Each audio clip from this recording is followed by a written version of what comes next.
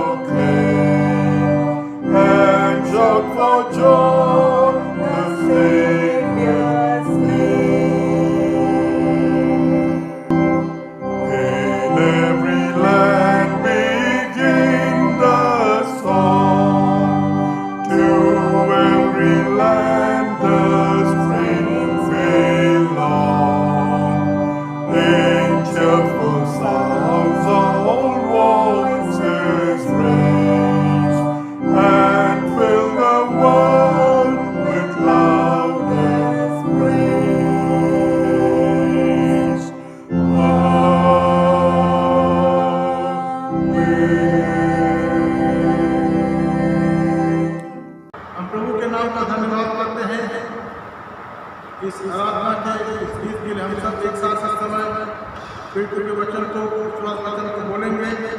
Now let us repeat and say together the Apostles' Creed in Hindi.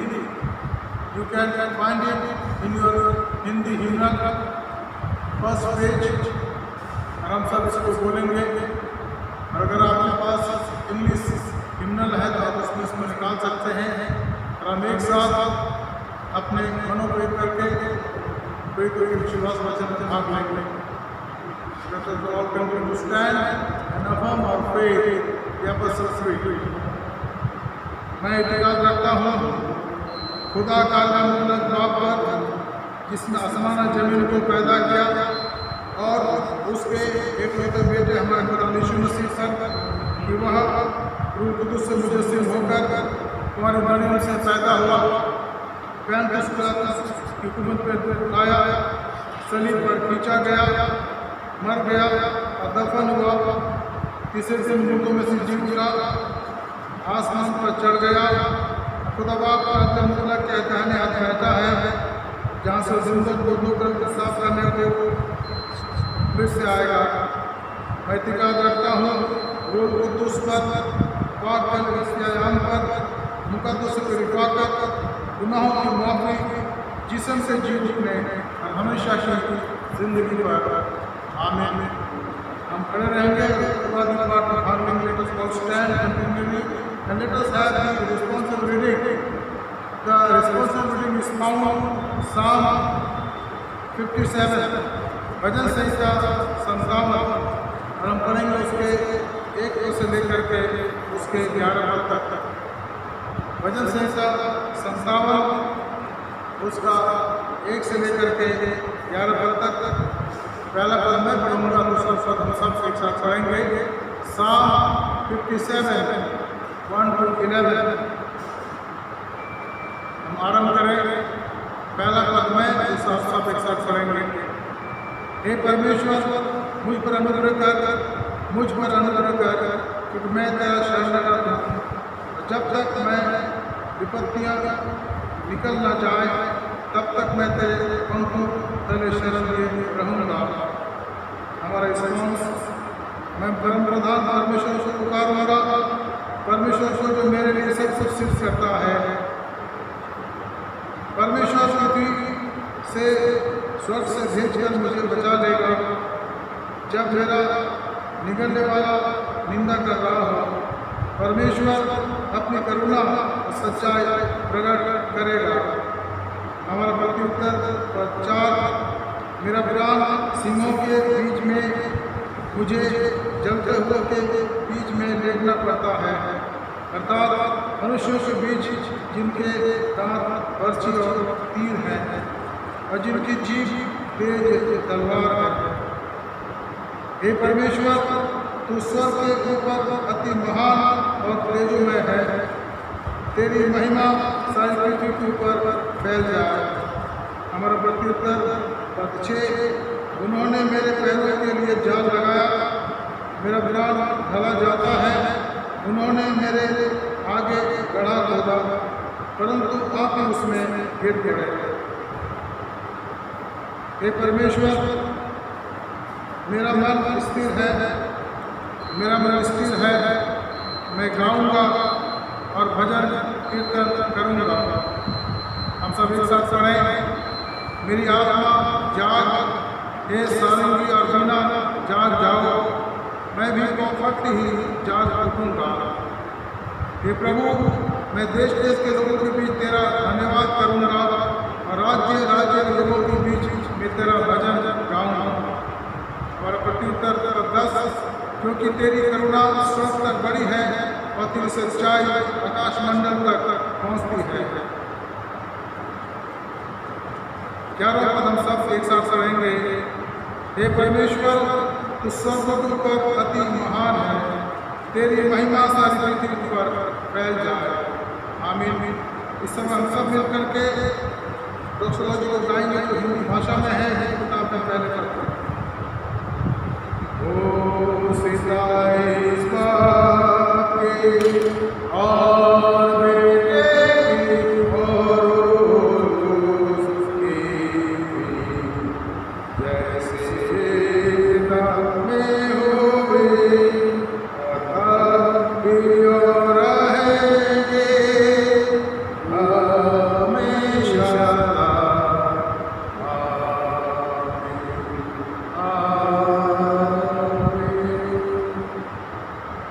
मेहरबानी से बैठ जाए और अब प्रार्थना में अगुवाई करेंगे हमारे assistant pastor Sharon Sawant. Let us now have the pastoral prayer to be led by Pastor Sharon Savant, and he will also pray for the sick people, those who are in trouble, in problem. He will also remember those who are celebrating their birthdays and those who are celebrating their wedding anniversaries. तो आइए हम प्रार्थना में जाएं, हमारी अगुवाई करेंगे pastor शरण सावंत।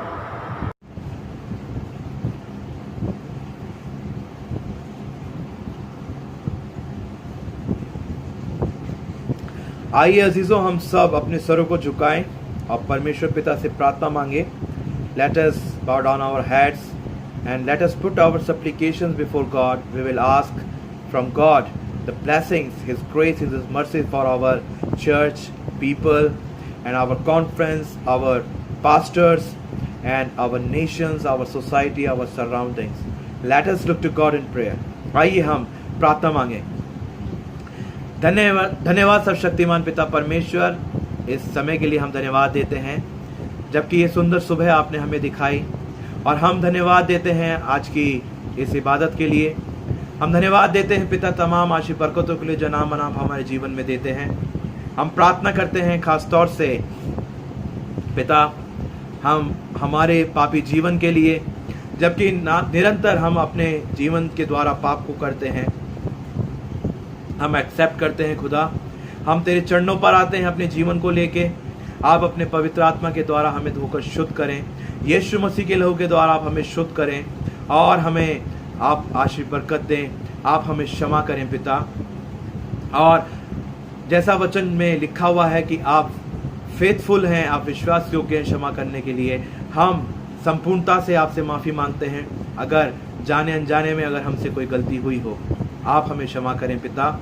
आपके नाम की महिमा हो। आप सर्वशक्तिमान पिता परमेश्वर हैं, सर्वज्ञ परमेश्वर हैं, आप सभी जगह विद्यमान रहने वाले परमेश्वर हैं। You are omniscient, omnipotent God, you are almighty God Lord, and Lord we bring our supplications before you, we glorify your name, we praise your name, and Lord we commit each and every one of us into your mighty hand in this service, Lord. Lord, especially we pray for our church, Apostle Methodist Church, Lord, and we commit each and every organizations, standing committees, and Lord, main committees into your mighty hand. Bless them abundantly and provide your wisdom and knowledge so we may, Lord, go according to your will, and we may create the such environment which your kingdom will be established, Lord, in our church and among the people. And Lord, send your Holy Spirit to us, and Lord, also abide us in peace, in unity, and in love. And Lord, we praise you because you are the master, and you are our creator and Father God.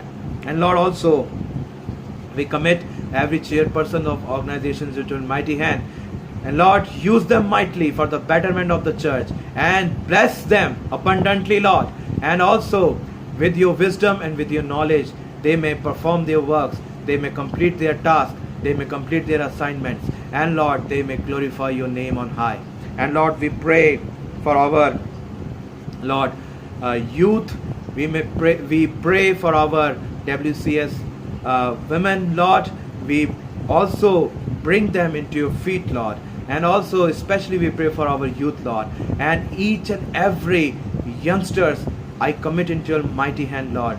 And Lord, work in their lives. And Lord, those who are jobless, Lord, provide them job so they may not be distressed, but Lord, they may glorify your name, and they may be witness in this lockdown, Lord, that you are the provider, that you are the creator and the master of all of us. और पिता परमेश्वर, हम प्रार्थना करते हैं हमारे पासबानों के लिए, हम प्रार्थना करते हैं रेवरेंड डॉक्टर जॉन और विश्वास के लिए, हम प्रार्थना करते हैं उनके परिवार के लिए, हम प्रार्थना करते हैं मन कुमार पाजी साहब उनके परिवार के लिए, प्रार्थना करते हैं पिता पास्टर शारून सावंत उनके परिवार के लिए। पिता, धन्यवाद देते हैं कि आपने हमें एक खिदमती का मौका दिया। And Lord, we are very thankful to you that you have given us this such wonderful privilege to serve you and your community in service, Lord. Thank you for the such wonderful love, agape love that bestowed upon us. Thank you for the responsibility that you bestowed upon us, O Lord. Thank you, God. And Lord, also you may glorify through our lives, and we may commit into your mighty hand as well. And Lord, cover us by your Holy Spirit, cover us by your circle, Lord, and also protect us from every harm and from every danger, Lord. And we may serve you, and Lord, we may bless your name and glorify your name on high. And Lord, we especially pray for our church leaders, our conference leaders. We submit our bishop sir into Almighty hand, his family into Almighty hand, and Lord, bless them abundantly. And all the august body of our conference we commit into Almighty hand, Lord. Bless them abundantly, Master, and work in our conference, Lord. And your kingdom may be established, and also, Lord, you may glorify through their works. Thank you, God, for the such wonderful leadership that you have given us in the image of our Bishop Sir, Subhusi Mandal. And Lord, bless him abundantly and provide your wisdom and knowledge to him, so he may walk accordingly. And Lord, also he may establish and complete your visions and your missions, Lord, through his life. And Lord, he is doing that. We are very thankful to you. Thank you, God. और पिता परमेश्वर, हम प्रार्थना करते हैं उन लोगों के लिए जो बीमार हैं, उनके साथ भी आप रहें, उनको भी आप चंगाई दें, स्वर्ग से हाथ बढ़ा दें पिता, और उनको आप चंगाई दें। और पिता, जो भी बीमारी हारी है सबसे उनको महफूज रखें। और जिनकी प्रेयर रिक्वेस्ट है, हमारे चर्च के मेंबर्स को भी हम आपके अधीन देते हैं पिता, उनके चारों तरफ इस रक्षा का बाड़ा बांधें और इस बीमारी हारी से, महामारी से बचा के अपनी पनाह में रखें। हम प्रार्थना करते हैं पिता आज के वचन के लिए, जबकि आपके दास रेवरेंड डॉक्टर जॉन विश्वास के द्वारा दिया जाएगा, उनके साथ भी रहें। वो नहीं बल्कि आपका रूह कुदूस पवित्र आत्मा उनके द्वारा बात करने वाला हो, ताकि जब वो बात करते हैं पिता, आपका पवित्र आत्मा बात करे और जो वचन वो बोलते हैं हमारे जीवन में 100 गुना फल लाने वाला हो सके पिता। आपकी महिमा हो, आपका गुणानुवाद हो। हम प्रार्थना करते हैं खास तौर से जो अपने बर्थडेज को बनाने जाते हैं, जो अपनी वेडिंग एनिवर्सरीज को बनाने जाते हैं पिता, उनके साथ भी आप रहें। उनको आपने ये जीवन दिया, इसके लिए भी हम धन्यवाद देते हैं। उनको आप बताए से इस्तेमाल करें और स्वर्ग से आशीषों भरा हाथ उनके ऊपर रखें पिता, उनको छू दें, उनको भी आप पिता सुरक्षित रखें और पिता उनको भी ब्लेस करें, ताकि वो विटनेस हो जाएं और कहें कि हाँ, हमारा परमेश्वर महान है और हमारा परमेश्वर सामर्थी है। हमारी तीनों कॉन्ग्रीगेशंस, नेपाली, हिंदी, इंग्लिश कॉन्ग्रीगेशन को भी आपके हाथों में देते हैं पिता, उनको भी ब्लेस करें और उनको सबको, एक एक मेंबर्स को हम आपके हाथों में देते हैं। सबका पिता आप अपने पवित्रता के बारे में रखें और हमारे सोसाइटी को, हमारे राष्ट्र को भी आप बना के रखें। हम अपने प्रेसिडेंट, अपने प्राइम मिनिस्टर के लिए भी प्रार्थना करते हैं, उनको भी आप संभालें और पिता उनको भी ज्ञान बुद्धि दें, ताकि वो भी इस समाज के अंदर अपने गवर्नमेंट को अच्छी तरीके से रन करें, ताकि आपके पिता राज्य की स्थापना हो सके। आपका हार्मनी, आपका शांति, आपका जॉय पिता हमारे बीच में आने वाला हो सके पिता। और हमारी इकोनॉमिक सिस्टम को भी आपके हाथों में देते हैं, उसको भी आप पिता बढ़ाएं, भरा पूरा रखें पिता। अब हमारे भारतवर्ष को भी आपके हाथ में देते हैं, आपकी इच्छा पूरी होने वाली हो सके। और पिता स्कूल खुलें, कॉलेजेस खुलें, चर्चेस खुलें और पिता जितने भी रिलीजियस जो ऑर्गेनाइजेशन है वो सब खुले और आपके नाम के प्रचार, आपके नाम की महिमा होने वाली हो जाए पिता। और यीशु, हम आपसे क्या मांगे, संपूर्ण आदर महिमा हम आपको देते हैं। हमारा विश्वास है आपने कर दिया और समय आने पर आप पूरा करेंगे। धन्यवाद यीशु, आपने प्रार्थना को सुना। हम इस प्रार्थना को आपके इकलौते बेटे, हमारे उद्धारकर्ता प्रभु यीशु मसीह के मधुर मुबारक नाम में होकर मांगते हैं, जिसने हमें यह प्रार्थना करना सिखाया। आए हमारे बाप, तू जो आसमान पर है, तेरे नाम पवित्र माना जाए, तेरा राज्य आए, तेरी इच्छा जैसे स्वर्ग में पूरी होती है ज़मीन पर भी पूरी हो। हमारे रोज़ की रोटी आज हमें बख्श दे, जिस तरीके से हम अपने कसूर वालों को माफ़ करते हैं, तू भी हमारे कसूरों को माफ़ कर। हमें आजमाइश में न पड़ने दे, बल्कि बुराई से बचाएं, कि बादशाहत, कुदरत और जलाल हमेशा और हमेशा तेरे हैं। आमीन। प्रभु के वचन से आज हम पढ़ेंगे। आज का पाठ आज आता है 1 कोरिन्थी उसका 7वां अध्याय 1 से 20 पद। आज का पाठ आज आता है 1 कोरिन्थी 7 अध्याय 1 से 20। Today's lesson is found in 1 Corinthians chapter 7 1 to 20. And now simultaneously in 3 languages we will listen to this word in Nepali language, in Hindi and in English also. And God will bless us as we listen to these words.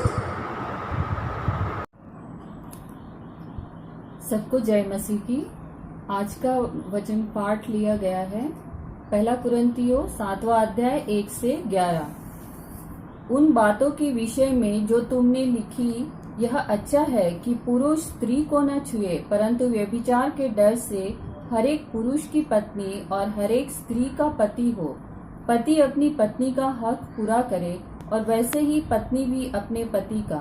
पत्नी को अपनी देह पर अधिकार नहीं, पर उसके पति का अधिकार है। वैसे ही पति को भी अपनी देह पर अधिकार नहीं, परंतु पत्नी का है।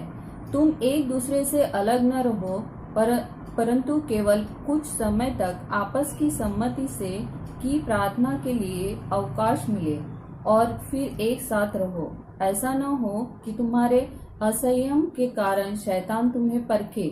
परंतु मैं जो यह कहता हूँ वह अनुमति है, न कि आज्ञा। मैं चाहता हूँ कि जैसा मैं हूँ वैसे ही सब मनुष्य हो, परंतु हरेक को परमेश्वर की ओर से विशेष वरदान मिले हैं, किसी को किसी प्रकार का और किसी को किसी और प्रकार का। परंतु मैं अविवाहितों और विधवाओं के विषय में कहता हूँ कि उनके लिए ऐसा ही रहना अच्छा है जैसा मैं हूँ। परंतु यदि वे संयम न कर सके तो विवाह करे, क्योंकि विवाह करना कामातुर रहने से भला है। जिनका विवाह हो गया है उनको मैं नहीं, वरन प्रभु आज्ञा देता है कि पत्नी अपने पति से अलग न हो, और यदि अलग भी हो जाए तो बिन दूसरा विवाह किए रहे, या अपने पति से फिर मेल कर ले, और न पति अपनी पत्नी को छोड़े। परमेश्वर के इस वचन पर पढ़े और सुने जाने पे आशीष हो। आमीन। Scripture portion is taken from 1 Corinthians chapter number 7 verse 12 to 20. 1 Corinthians chapter number 7 verse 12 to 20. To the rest I say this: if any brother has a wife who is not a believer and she is willing to live with him, he must not divorce her. And if a woman has a husband who is not a believer and he is willing to live with her, she must not divorce him.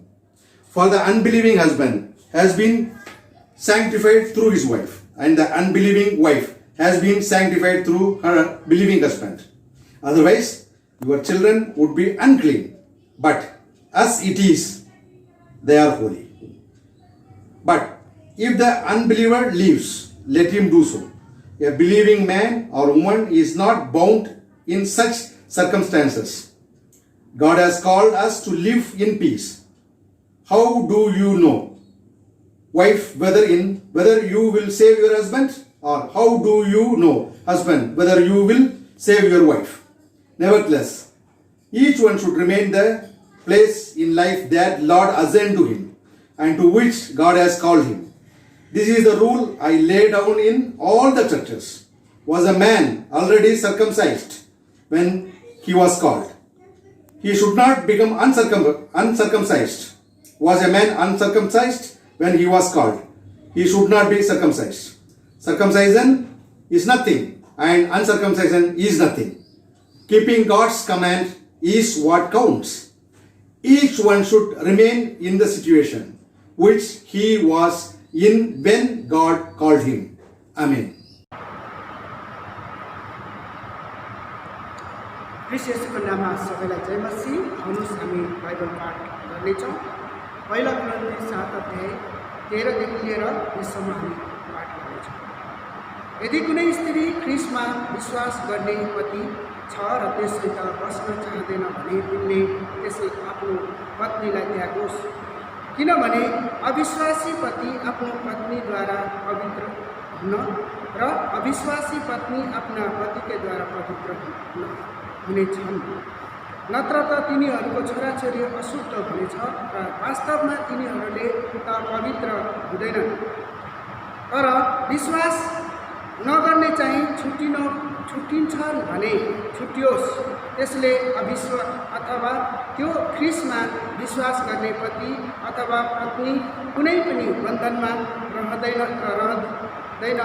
भने, किनकि परमेश्वरले तिमीहरूलाई शान्ति र बाट बोलाउनु भएको हो। हे पत्नी हो, के तिमीहरूलाई सायद थाहा छ तिमीहरूले आफ्ना पतिलाई बचाउन सक्यौ कि? अथवा हे पत्नी हो, तिमीहरूले के थाहा छ सायद तिमीले आफ्नो पत्नीलाई बचाउन सक्छौ कि? प्रभुले हरेकलाई जस्तै जीवन खटाउनु भएको छ र जस्तो स्थितिमा बोलाउनु भएको छ सो बमोजिम त्यो हुनुहोस्। सबै मण्डलीका निम्ति मेरो नियम यही हो। के कोही मानिस बोलाहाट हुँदा त्यसको अघिबाटै खतरनाक भएको थियो? त्यो हो भने त्यो बेखतरनाक हुन सक्छन्। के कोही खतरनाक हुँदा बोलाउनु भएको थियो? त्यो छ भने त्यस खतरनाक हुन चाहोस्। खतरनाक केही होइन, बेखतरनाक पनि केही होइन, तर परमेश्वरको आज्ञा पालन गर्नु कुरा हो। जुन आवश्यकता मानिसहरूलाई बोलाहाट भएको छ त्यस्तै नै हरेक मानिसले गरोस्। परमेश्वरको वचन पढेर सुनेपछि आशिष दिनु। सबैलाई जय मसीह। Now listen to God's word from our pastor. Let us prepare our heart as we listen to God's word. अभी हम आसमान से आज का कलाम सुनेंगे। आइए हम अपने मनों को तैयार करें, प्रार्थना करें। Let us pray as we listen to God's word. आइए हम प्रार्थना करें। स्वर्गीय पिता, धन्यवाद करते प्रभु आज के इस समय के लिए जो आपने दिया कि आज हम प्रभु आपकी आराधना कर सकते हैं, आपके वचन को सुन सकते हैं। हमारी प्रार्थना प्रभु वचन के लिए आप हमारे हृदय को प्रभु तैयार करें ताकि प्रभु हमारे हृदय आपके वचन को सुनने और उस पर ध्यान देने के योग्य प्रभु हम उसको स्वीकार कर सकें। Lord, we pray for today's word as a servant teaches the word today. Prepare our heart and mind so that we will listen to your word, remember to follow you day by day, remember to love your master. Thank you, Lord, that you heard our prayer. In Jesus' matchless name I pray. Amen. प्यारे भाई और बहनों, हम प्रभु का धन्यवाद करते हैं आज के सुंदर समय के लिए। Dear friends, brothers, sisters, we are happy that God has given us this time so that we can study His Word and have this message from His Word during this worship service that is being held now through Zoom. And I hope that we all are blessed by this message. And today's our text that has been read to us before is 1 Corinthians chapter 7 verses 1 to 24. आज जो पाठ हमारे लिए पढ़ा गया वो पाया जाता है 1 कुरिन्थी 7 अध्याय 1 से 24। ये बहुत ही व्यापक विषय है जो निश्चित रूप से विवाह के बारे में है। हम आज इस पर गौर करेंगे और मैं चाहूँगा कि हम इसके पहले कि इस पर ध्यान दें। आइए हम प्रार्थना करें। Let us pray. स्वर्गीय पिता, आज के वचन के लिए हम आपका धन्यवाद करते हैं। We thank you, Lord, for the message that is going to be preached to us today. And we pray, O God, thou speak to us through this message. Prepare our heart and minds so that we may understand that this is a very important issue of marriage and also purity and also a life of humility and submission. Lord, speak to us, speak to me, Lord, so that this become a real blessing to me and to all of us, our church members and people who are listening to us. In Jesus' precious name I pray. Amen. प्रिय भाई और बहनों, जो शादी की बात है, the matter which is about the marriage is very, very important. Marriage has been instituted by God. I have already told you that God has instituted 3 institutions. परमेश्वर ने 3 संस्थाओं की स्थापना करी और सबसे पहले है शादी या मैरिज, दूसरा है सरकार, दूसरी है सरकार या गवर्नमेंट, और तीसरी है कलीसिया, the church. And therefore God is willing to help us so that we who are in this institution, by virtue of the marriage, we are bound in that marital relation and we form a family in Christ. Then by virtue of our giving our precious vote as a citizen, we help to constitute the government in our country. and we praise God that India has a constitution. This is a sovereign democratic country which has a constitution, and very elaborate constitution which allows us to choose our representatives in the parliament, and the majority of the party form the government. So it's a privilege, and we are involved in that by voting and using our franchise or right of vote. And then the third is the church. Jesus has said in Matthew chapter 16 that I will build my church. यीशु ने कहा कि मैं अपनी कलीसिया बनाऊंगा, और आधार क्या है? परमेश्वर। उसने कहा, हे पतरस, तू धन्य है, मांस और लहू ने नहीं पर पवित्र आत्मा ने ये तुझ पर प्रकट करा है, और मैं तुझसे कहता हूं तू पतरस है। Now when Jesus said Patras, this is Petros, meaning of the collected small rock, bunch of rocks is Petros. But he said in this rock, he used a different word which is Petra, means big stone or a rock. And the Bible says God is our rock. Therefore the church, the foundation of the church has been put on that rock, and that is Lord Jesus Christ. मैं बता रहा था कि परमेश्वर ने 3 संस्थाओं की रचना करी है। सबसे पहले हम देखते हैं वो है परिवार, जिसमें पति पत्नी एक होकर के एक परिवार का निर्माण करते हैं। दूसरा है सरकार। हम जो इस देश के नागरिक हैं या किसी भी देश के नागरिक हैं, जब हम वोट देते हैं, अपने फ्रेंचाइज का इस्तेमाल करते हैं, तो हम एक ऐसी पार्टी को चुनते हैं जिनको मेजोरिटी मिलती है पार्लियामेंट के अंदर, और वो ये हाउस ऑफ रिप्रेजेंटेटिव के अंदर, और उस हाउस ऑफ रिप्रेजेंटेटिव में जो उनका मुखिया होता है वो सरकार का प्रधान होता है। और फिर हम देखते हैं कि प्रभु यीशु मसीह ने कहा, उसने अपने चेलों से कहा कि तुम मुझे क्या कहते हो, लोग मुझे क्या कहते हैं। और पतरस ने कहा था, मत्ती उसके 16 अध्याय के अंदर देख सकते कि तू जीवते ईश्वर का पुत्र मसीह है।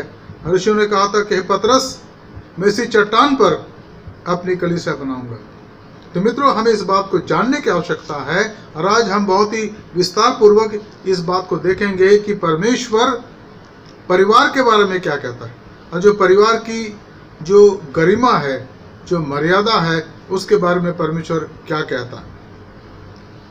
अब यहाँ पर मैं आपके सामने कुछ पदों को पढ़ूंगा, हम कुछ बातों को देखेंगे, और मैं चाहता हूँ कि हम बहुत ही ध्यान से इन बातों को देखें। मित्रों, ये बहुत ही इम्पोर्टेंट, बहुत जरूरी है।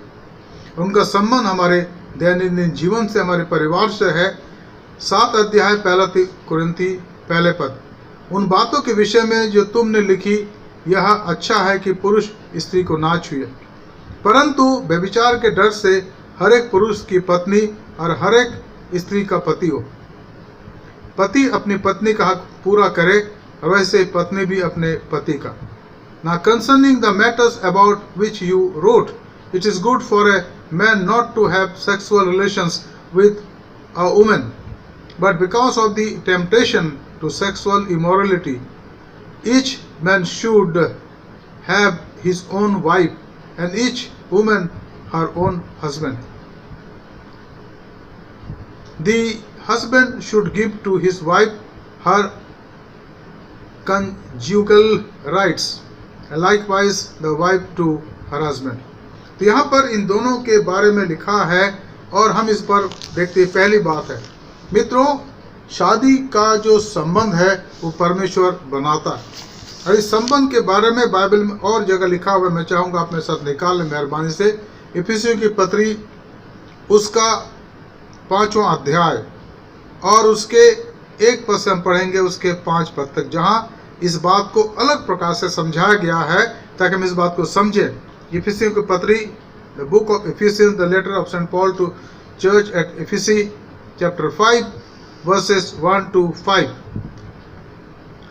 इसलिए प्रिय बालकों के समान परमेश्वर का अनुकरण करो या अनुसरण करो, और प्रेम में चलो, जैसे मसीह ने भी तुमसे प्रेम किया और हमारे लिए अपने आप को सुखदायक सुगंध के लिए परमेश्वर के आगे भेंट करके बलिदान कर दिया। जैसे पवित्र लोगों के योग्य है, वैसे तुम में व्यभिचार और किसी प्रकार का शुद्ध काम या लोभ की चर्चा तक ना हो, और न निर्लज्जता, न मूर्ता की बातचीत, न ठट्ठे की, क्योंकि ये बातें शोभा नहीं देती, वरन धन्यवादी सुनी जाए।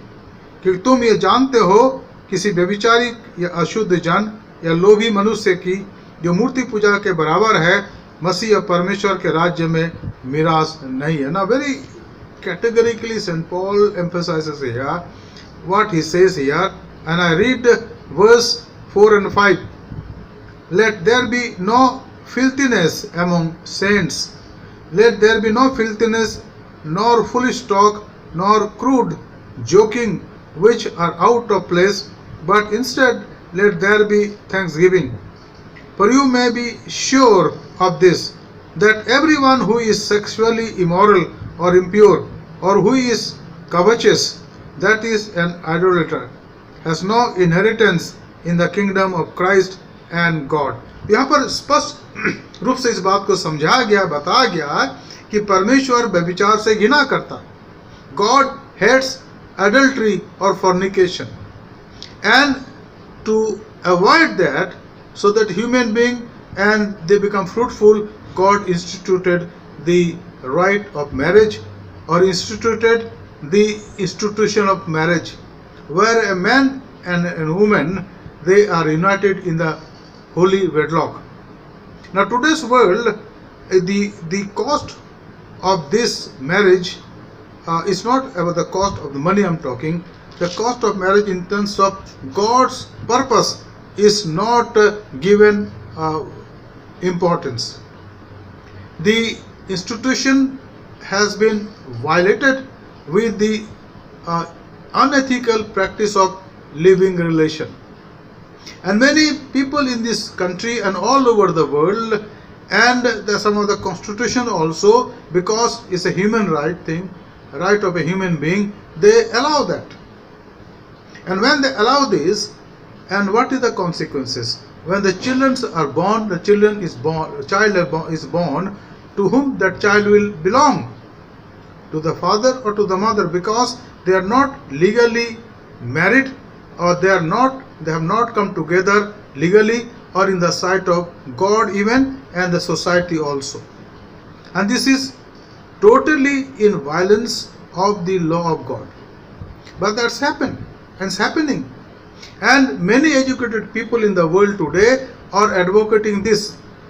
If you are also talk about lesbianism and homosexuality, it's also there. They say, why you stop this? Because this comes on the human right. Each person is free to use his freedom, and he or she is free to live as he or she likes. But the biblical parameter is much more higher than this. जो परमेश्वर के वचन की जो शिक्षा बहुत ऊंची है, इसलिए हम इस बात पर गौर करने की आवश्यकता है। यहाँ साफ साफ लिखा है, क्योंकि तुम जानते हो कि किसी व्यभिचारी या शुद्ध जन या लोभी मनुष्य की जो मूर्ति पूजा के बराबर है, मसीह और परमेश्वर के राज्य में मिरास नहीं है। कोई तुम्हें व्यर्थ बातों से धोखा ना दे। मैं पढ़ता हूँ पहला 5वां अध्याय इफिसियों का 6वां पद। कोई तुम्हें व्यर्थ बातों से धोखा ना दे, क्योंकि इन्हीं कामों के कारण परमेश्वर का क्रोध आज्ञा ना मानने वालों पर भड़कता है, इसलिए तुम उसके सहभागी ना हो। Now this is very clear here, crystal clear here, that God hates this type of immoral relations. One of the greatest cause why God destroyed Sodom and Gomorrah, the both city, twin city, is because of this homosexuality, and we call it sodomy. And then not only Sodom and Gomorrah, but today in the world it is practiced worldwide. Because it is hidden, nobody sees that, but it is there in the society. And therefore, we are now reaping the consequences of all these things. And people are repenting. It's good that people are repenting. ये बहुत अच्छी बात है कि लोग पश्चाताप कर रहे हैं, क्योंकि परमेश्वर पश्चातापी को दूर नहीं भगाता। जब इंसान पश्चाताप करता है, अपने गुनाहों को मानता है, तो परमेश्वर उसे माफ करता है और उसके गुनाह की सजा को हटा देता है, क्योंकि परमेश्वर की ये कृपा है, उसकी दया। God in His mercy forgives people who repent of this sin of fornication or adultery. Even King David also, when he repented with the saying of prophet Nathan, God forgave him. He was forgiven. And Psalm 51 is the elaborate praise and worship for the act of forgiveness that he received from God. And thus we need to understand that this is a very serious thing for us to understand and to be very, very careful about this matter.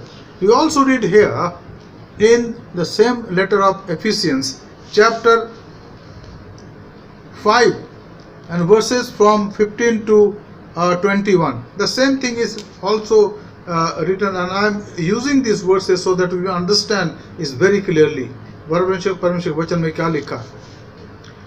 इसलिए ध्यान से देखो कि कैसी चाल चलते हो, निर्बुद्धियों के समान नहीं पर बुद्धिमानों के समान चलो। अवसर को बहुमूल्य समझो, क्योंकि दिन बुरे हैं। इस कारण निर्बुद्धि ना हो, पर ध्यान से समझो कि प्रभु की इच्छा क्या है। दाखरस से मतवाले ना बनो, क्योंकि इससे लुचपन होता है, पर आत्मा से परिपूर्ण होते जाओ। और आपस में भजन, स्तुतिगान और आत्मिक गीत गाया करो, और अपने अपने मन में प्रभु के सामने गाते और कीर्तन करते रहो। और सदा सब बातों के लिए हमारे प्रभु यीशु मसीह के नाम से परमेश्वर पिता का धन्यवाद करते रहो। मसीह के भय से एक दूसरे के अधीन रहो। और यहाँ लिखा है 22, 23 और 24 पद में, हे पत्नियों अपने अपने पति के ऐसे अधीन रहो जैसे प्रभु के। और क्योंकि पति पत्नी का सिर है, जैसा कि मसीह कलीसिया का सिर है, और स्वयं देह का उद्धार करता है। पर जैसे कलीसिया मसीह के अधीन है, वैसे पत्नियां भी हर बात में अपने पति के अधीन रहें। और अगर इस अधीनता को हम देखें और इसके गहराई में जाएं, तो वहां पर पवित्रता की बात आती है। जब दोनों आपस में मिले रहते हैं और आपसी समझबूझ के साथ अपने उस शारीरिक संबंध को स्थापित करते हैं, तो ये परमेश्वर की इच्छा में है। उसने इसके लिए उनको बनाया, तभी तो कहा फूलो फूला और भर जाओ। लेकिन अगर पति कहीं और देखता है या कुछ और करता है, या पत्नी कहीं और देखती है और कुछ और करती है, तो ये परमेश्वर के दृष्टि के अंदर पाप गिना जाता है। आज हमारे समाज में अगर ऐसी बात पाई जाती है, तो मित्रों मैं आपको साफ साफ कहता हूं कि परमेश्वर चाहता है कि पश्चाताप किया जाए। इस बात को रोमन कैथोलिक चर्च के अंदर तो वो फादर के सामने आके बोलते हैं कन्फेशन में, और आज तो उसमें भी एक रिवाइवल आ रही हो, कहते प्रभु यीशु मसीह के सामने अपने पापों को मानो। तो वहां भी कन्फेशन के सीट पर बहुत ही कम लोग दिखते हैं। लेकिन जो हमारी कलीसिया प्रोटेस्टेंट कलीसिया है, यहाँ पर आज़ादी है कि बाइबल में लिखा है, इब्रानियों के 4 अध्याय के अंदर उसके 14 से 16 पद के अंदर लिखा है कि हम जो हमारा महायाजक है प्रभु यीशु मसीह, वो हमारे लिए प्रार्थना करता है। और उसके लिए जब हम कोई ऐसी बात करते जीवन में गलती से हो जाती है ना चाहते हुए ये, या कोई और ऐसी बात हो जाती है जो परमेश्वर के दृष्टि में पाप है, तो उसको मानने की आवश्यकता है। परमेश्वर क्षमा करता है, परमेश्वर क्षमा का God forgives. There is no any other thought when a person has committed or he or she has committed the breach of trust, there should be complete surrender before God. Confession to the other party sometimes is possible, otherwise confession before God and restitution should be there, that God will give in her or his mind and heart that I have forgiven you, and then the relationship is again brought in a healthy situation. And that need to be done, and that is why this is very, very important. The second thing here that we read, verse 4, पत्नी अपनी देह पर अधिकार नहीं पर उसके पति का अधिकार है, वैसे पति का भी अपनी देह पर अधिकार नहीं परंतु पत्नी का। तुम एक दूसरे से अलग ना रहो, परंतु केवल कुछ समय तक आपस की सहमति से कि प्रार्थना के लिए अवकाश मिले, और फिर एक साथ रहो। ऐसा न हो कि तुम्हारा असंयम के कारण शैतान तुम्हें परखे। यहाँ लिखा है 5वें पद में, do not deprive one another except perhaps by agreement for a limited time that you may devote yourself to prayer, but then come together again so that Satan may not tempt you because of your lack of self-control. परंतु मैं जो ये कहता हूँ अनुमति नहीं और ना ही आज्ञा, मैं ये चाहता हूँ कि जैसा मैं हूँ ऐसा ही सब मनुष्य हो, परंतु हर एक को परमेश्वर की ओर से विशेष वरदान मिला है, किसी को किसी प्रकार का और किसी को किसी और प्रकार का. Now Paul is very clear here. There are many people who stay single, men and women. They will be in that situation till they are living in the world, and we respect them. There are many celibates and many spinsters in our world, especially in our Christian society. If they have decided knowingly that they want to give their entire life for the Lord's service, that's good.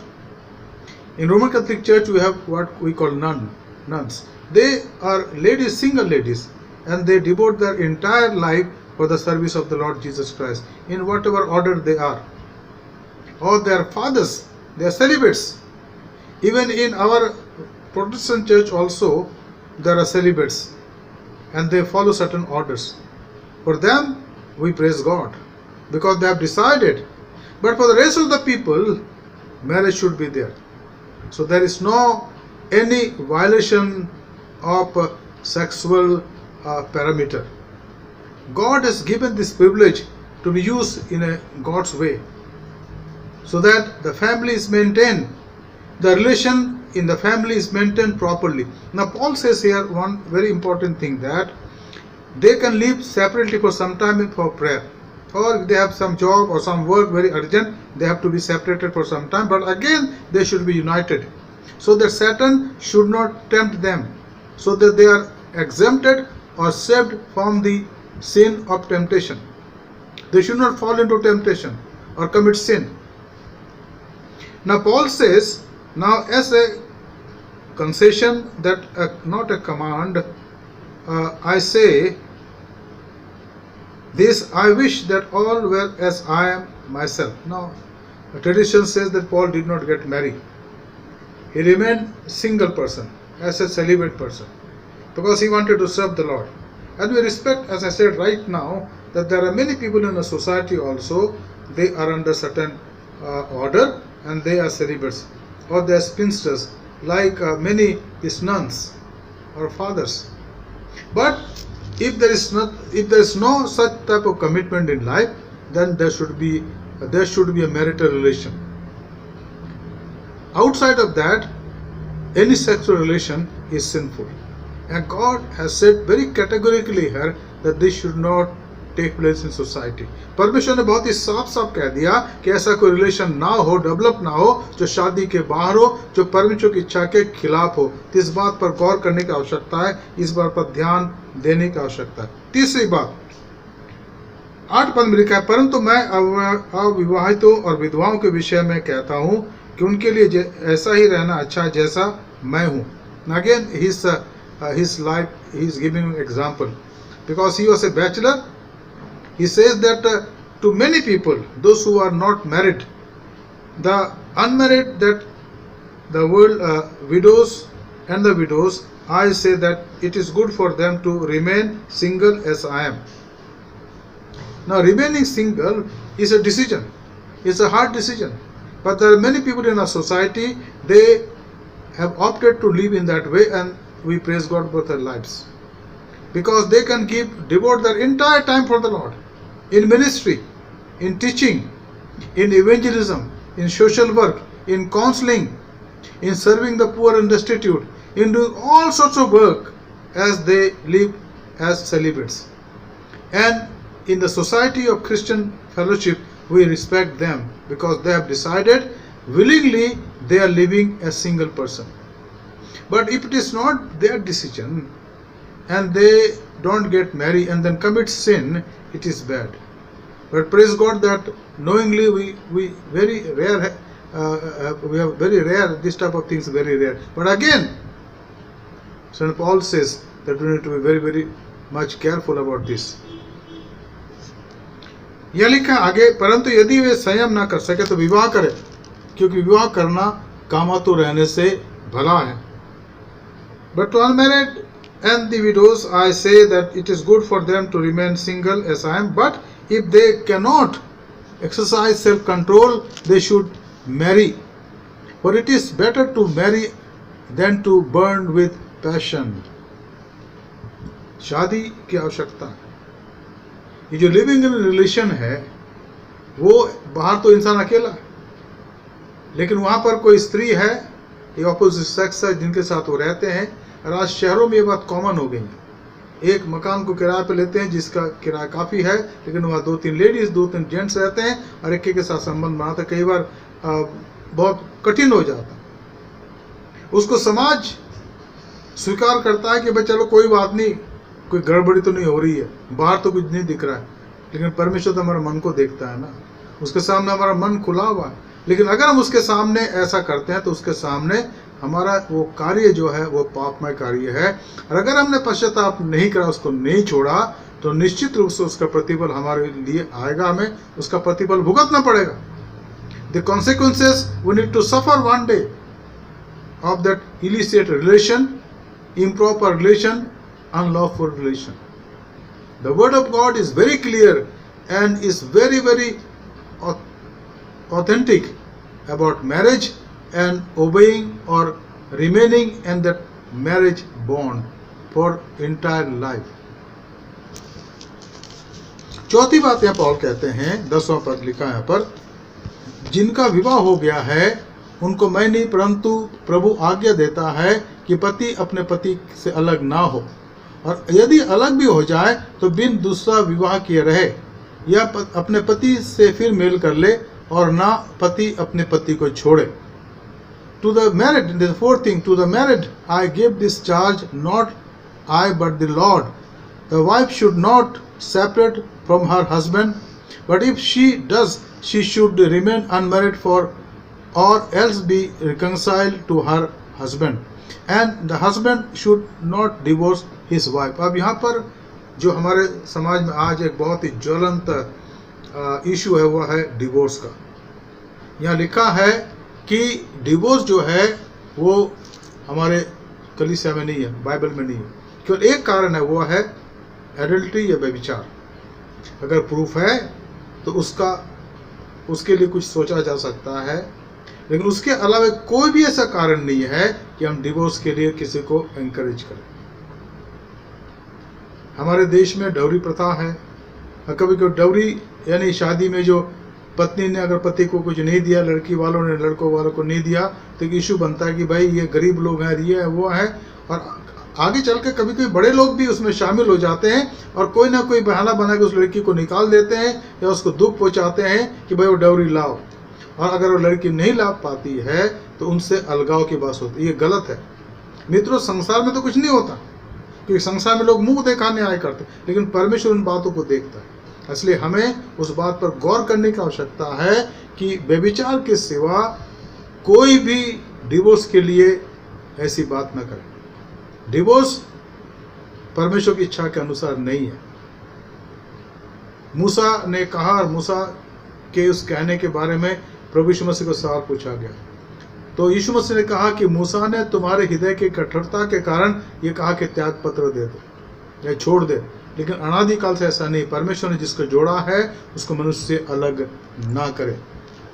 पांचवी बात, पद 12 में लिखा है, दूसरे से प्रभु नहीं कहता पर मैं कहता हूँ, यदि किसी भाई की पत्नी विश्वास ना रखती हो और उसके साथ रहने से प्रसन्न हो तो उसे ना छोड़े. जिस स्त्री का पति विश्वास न रखता हो उसके साथ रहने से प्रसन्न हो तो पति को ना छोड़े, क्योंकि ऐसा पति जो विश्वास न रखता हो वो पत्नी के कारण पवित्र ठहराता है, और ऐसी पत्नी जो विश्वास नहीं रखती है पति के कारण पवित्र ठहराती है. नहीं तो तुम्हारे बाल बच्चे अशुद्ध हों, परंतु अब तो पवित्र हैं. परंतु जो पुरुष विश्वास नहीं रखता है, यदि अलग हो तो अलग होने दो, ऐसा ना ऐसी दशा में कोई भाई या बहन बंधन में नहीं. परमेश्वर ने हमें मेल मिलाप के लिए बुलाया, क्योंकि हे स्त्री तू क्या जानती है कि तू अपने पति का उद्धार करा लेगी, और हे पुरुष तू क्या जानता है कि तू अपने पति का उद्धार करा ले. अब यहाँ पर जो एक बात हमारे कलीसिया में आ जाए कि बहुत से लड़कियों का प्रेम संबंध हो जाता है गैर मसीहों से. बहुत से लड़कों का हो जाता है गैर मसीही लड़की से। अब यह पौलुस कहता है कि अगर विवाह के बंध में बंध गए तो दूसरा व्यक्ति जो विश्वासी है उसको विश्वास में लाने का प्रयत्न करें, उसके लिए प्रार्थना करें। और ऐसे भी इंसिडेंट देखने में आए हैं कि वो दोनों विश्वासी बन जाते हैं। पति अगर है विश्वासी तो पत्नी विश्वास में आती है और फिर बात खत्म हो जाती है। या अगर पत्नी विश्वास में है तो पति विश्वास में आते हैं और दोनों साथ साथ रहने लगते हैं। और यहाँ पर इस बात को हमें जानने समझने की आवश्यकता है कि हम किस प्रकार से अपने परिवार को चला रहे हैं और उस परिवार में अपने किन बातों को महत्वपूर्ण स्थान देते हैं। अब यहाँ पर कुछ बातों को मैं पढ़ना चाहूँगा क्योंकि बहुत ही व्यापक विषय है और ये पाया जाता है कुलुस्सियों की पत्री उसका 4 अध्याय उसके 18 से उसके 23 पद। अब मैं चाहूँगा इसको हम देखें ध्यान से क्या यहाँ लिखा है। Please kindly pay attention to this. हे पतियों, हे पत्नियों, जैसा प्रभु में उचित है वैसा ही अपने अपने पति के अधीन रहो। हे पतियों, अपने अपनी पत्नी से प्रेम रखो और उनसे कठोरता ना करो। हे बालकों, सब बातों में अपने अपने माता पिता की आज्ञा का पालन करो क्योंकि प्रभु इससे प्रसन्न होता है। हे बच्चे वालों, अपने बालकों को तंग ना करो, ना हो कि उनका साहस टूट जाए। हे सेवकों, जो शरीर के अनुसार तुम्हारे स्वामी है, सब बातों में उनकी आज्ञा का पालन करो, परमेश्वर मनुष्य को प्रसन्न करने के समान दिखाने के लिए नहीं, परंतु मन की सिधाई और परमेश्वर के भय से।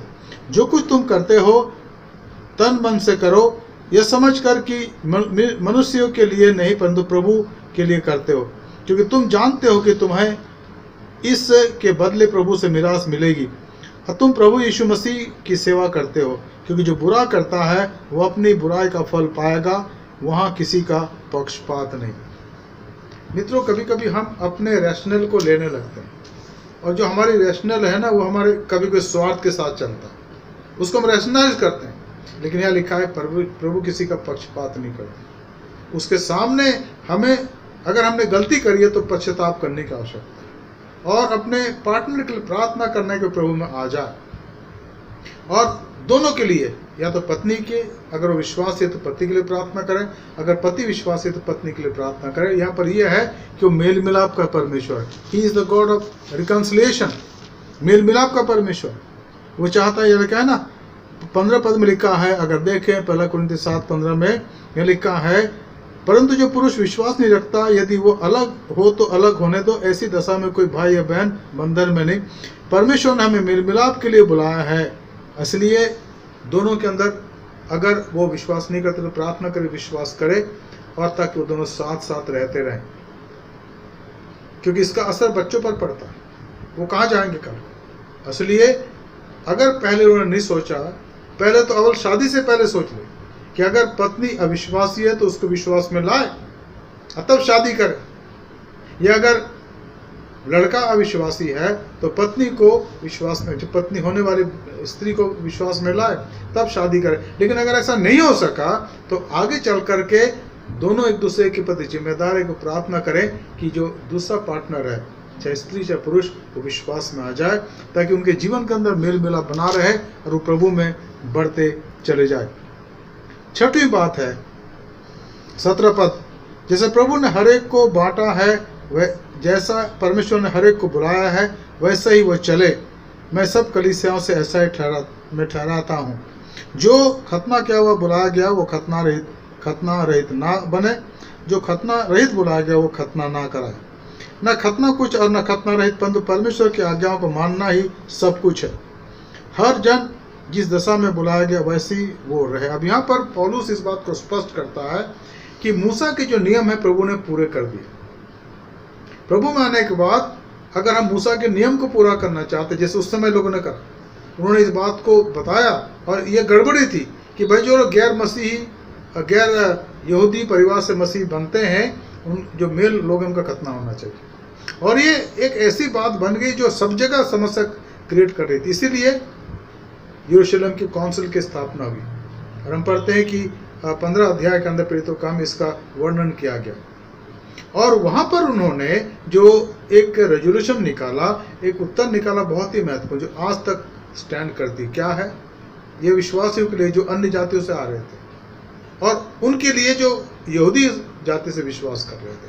ये 4 बातें ठहराई। पहली बात कि तुम मूर्ति पूजा से अलग रहो, तुम गला घोटों के मांस से अलग रहो, तुम लहू खाने से परहेज करो और तुम व्यभिचार से परे रहो।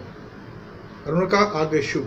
और आज भी वो पैरामीटर, आज भी वो तमाम बातें कलीसिया के अंदर पाई जाती है जिस पर हमें गौर करने की आवश्यकता है। Dear friend, the Jerusalem council decided one for all about the issue that was prevailing during those days in the church. There were many Jewish leaders, the priest, the high priest and many others, they objected and they said anyone who is believing in Christ and if they are coming from Gentile background, the male person should be circumcised. And that was a tremendous crisis in the church during those days. And then Jerusalem Council took place and the decision was made, and you can read about that in Acts of the Apostle chapter 15 and then following verses. And that decision was very firm, and that decision stands today also. And God is a God of reconciliation, God is a God of order, God is a God of holiness, and God is a God of personal purity and sincerity. And therefore it is written here.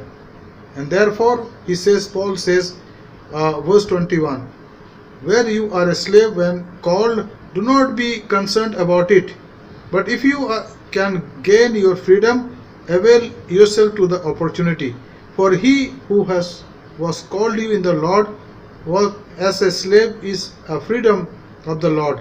Likewise, he who was free when called is a slave of Christ.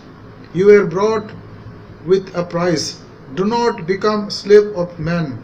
So, brothers, in whatever condition each was called, let him remain with Christ or God in the same way.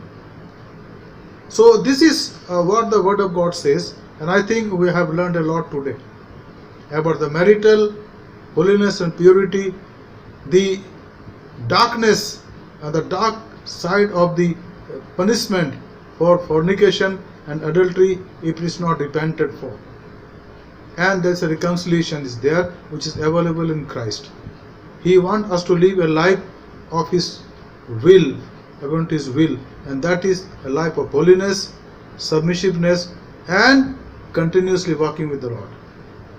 मैं चाहता हूँ कि प्रभु इन बातों से आपको आशीष दे, और हमने आशीष प्राप्त करी है। आइए हम प्रार्थना करें। धन्यवाद, स्तुति और महिमा की योग्य पिता परमेश्वर, हम धन्यवाद देते प्रभु आज के वचन के लिए जो आपने हमें सिखाया, और हमने जो कुछ सीखा प्रभु हम चाहते उस पर हम बने रहें प्रभु, और ये बातें हमारे हृदय के अंदर प्रभु लिख दी जाए ताकि हम परिवार के महत्वपूर्णता को जाने, हम परिवार के सेंटिटी को जाने, ताकि इस बात को महसूस करें प्रभु कि आपने परिवार की स्थापना करी है ताकि इससे आपकी इच्छा पूरी हो सके। इस समाज में प्रभु जबकि बहुत सी बातें आ गई प्रभु जी, शादी की बातों को बहुत हल्के में लिया जा रहा, हम चाहते प्रभु कि हम जो कलीसिया के लोग हैं प्रभु इस बात को जाने और आपके अनुरूप जीवन को व्यतीत कर सकें। आज के वचन के लिए आपका धन्यवाद Lord. We thank you for the word that has come to us Lord. I submit and surrender my life on your altar to walk according to your will and for your glory. Bless us and guide us. In Jesus' precious name I pray. Amen. अभी समय है कि हम प्रभु के सामने उसकी महिमा को लेकर आए। हिंदी किताब से गीत नंबर 377 ए, गीत नंबर 377 ए, हम सब खड़े हो जाए, इस गीत को गाएं और इस गीत के साथ प्रभु के लिए भेंट अर्पित करें। Dear friends, let us stand and sing hymn number 371A. And as we sing this song, let us give our offering and tithe so that we worship Him.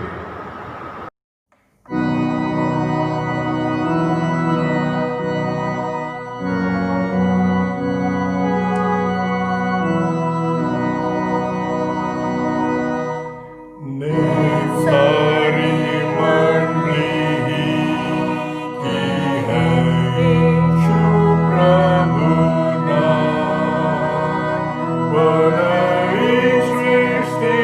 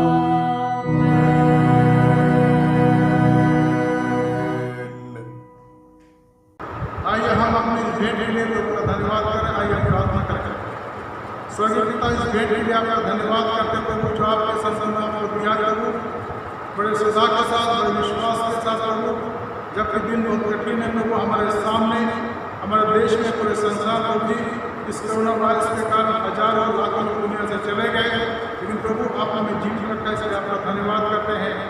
और उस उम्मीद में आप हमें कायम रखा प्रभु कि चाहे संसार में कुछ होता रहे प्रभु, लेकिन चूंकि हमारा परमेश्वर इस साल का पवित्र है, हमारा परमेश्वर सारे कायनात का बनाने वाला है, हमारा परमेश्वर यीशु मसीह के संसार में 2000 साल पहले आ गया, और उस पर विश्वास करने के द्वारा हम जीवन प्राप्त करते हैं। हमारी प्रार्थना प्रभु इस जीवन को हमारे अंदर बनाए रखे प्रभु, ताकि हमारा समय, हमारा धन, हमारा वरदान आपकी सेवा का इस्तेमाल हो सके। आप प्रभु इस भेंट को स्वीकार करें और एक देने वालों को आशीष दें। हमारे उद्धारकर्ता प्रभु यीशु मसीह के पवित्र नाम से मांगते हैं, आमीन।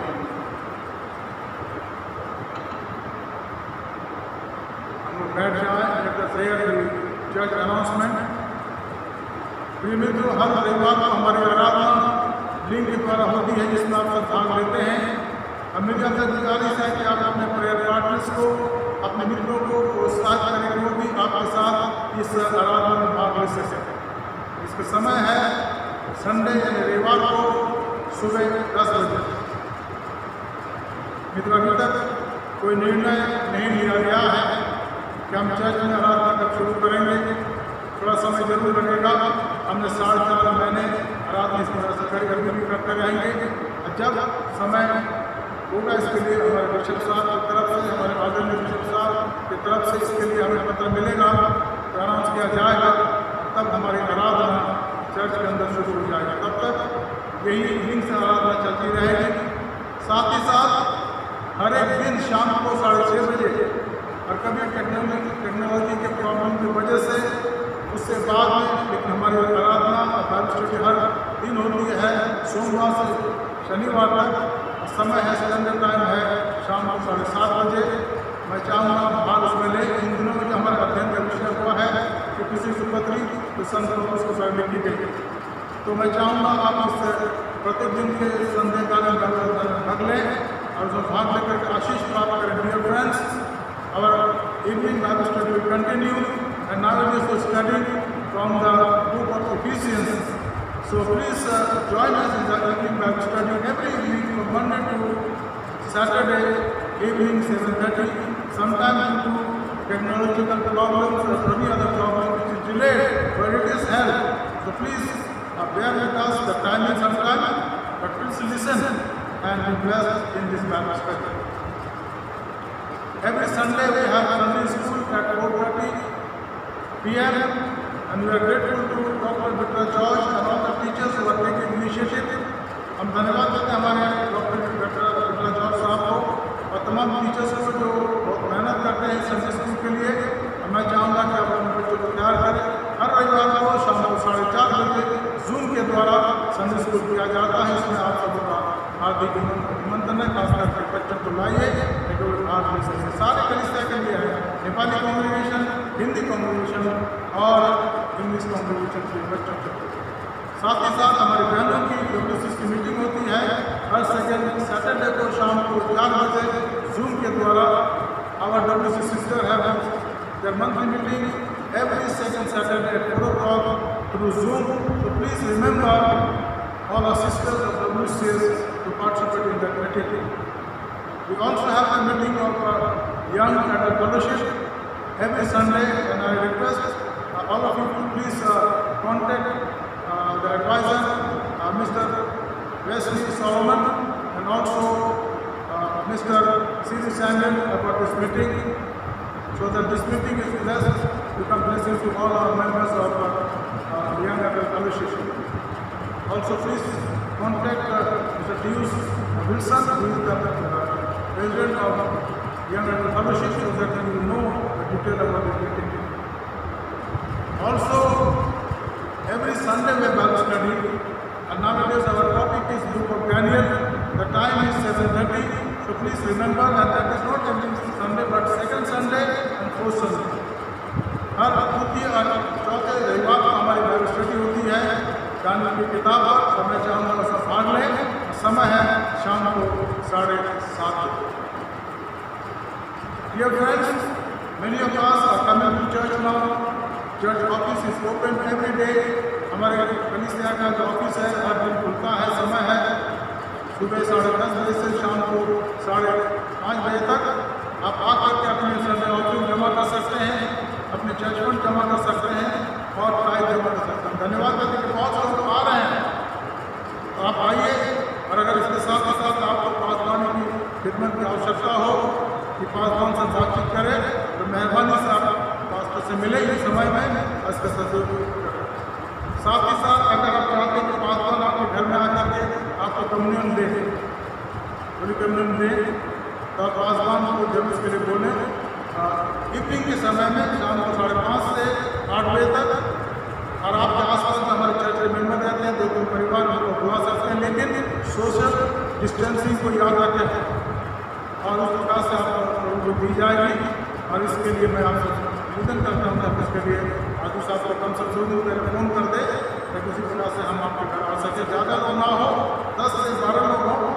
सोशल डिस्टेंसिंग से वो खड़े या बैठ सके और उनको प्रभु दे सके, तो इसकी याद रखिएगा।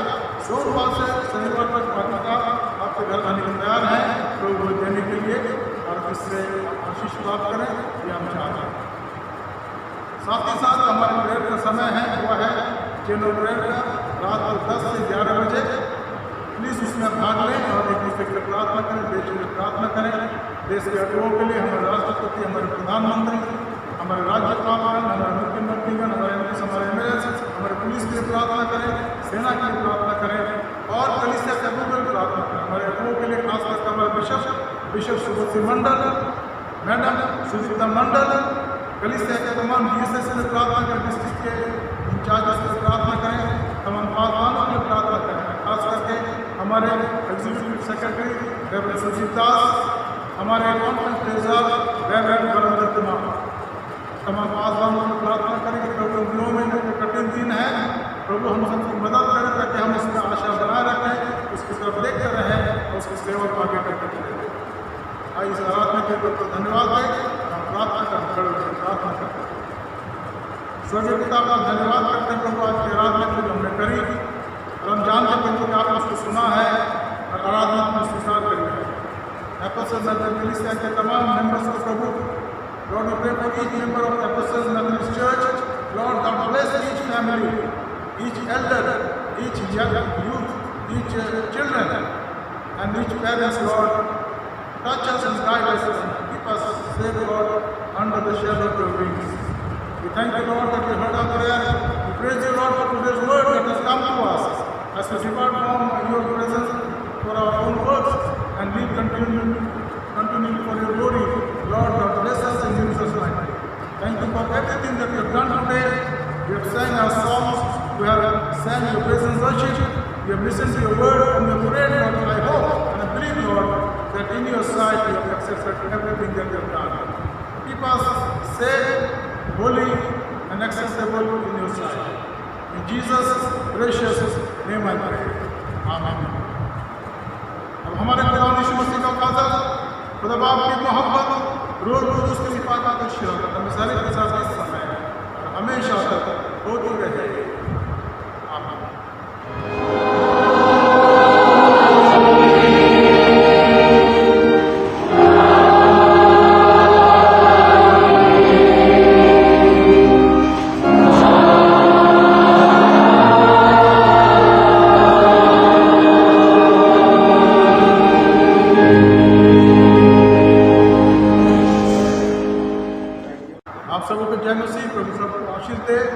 और ये सप्ताह आपके लिए मुबारक हो, प्रभु का अनुग्रह पर बना सबको जय मसीह की। God bless you. Thank you so much.